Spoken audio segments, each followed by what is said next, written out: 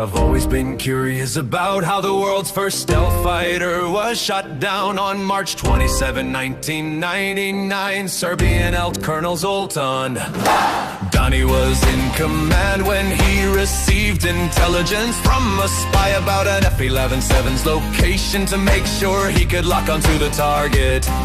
Dani fired up his P-18 early warning radar. The bad weather was creating interference and the radar was picking up tons of false signals. Still Dani didn't give up.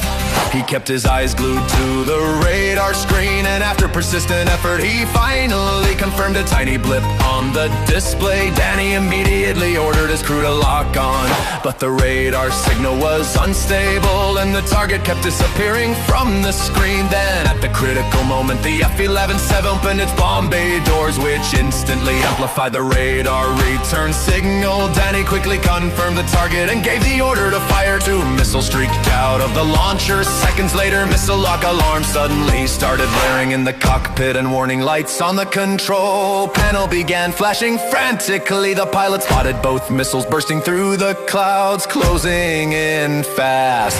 He immediately executed evasive maneuvers trying to shake the missile lock, but since the F-11-7 lacked electron and countermeasures once those missiles locked on, the pilot could only rely on maneuvering the aircraft to avoid them. The first missile malfunctioned and barely missed the fuselage, but the second one didn't miss. It slammed directly into the Nighthawk's wing, blowing the entire left wing into pieces.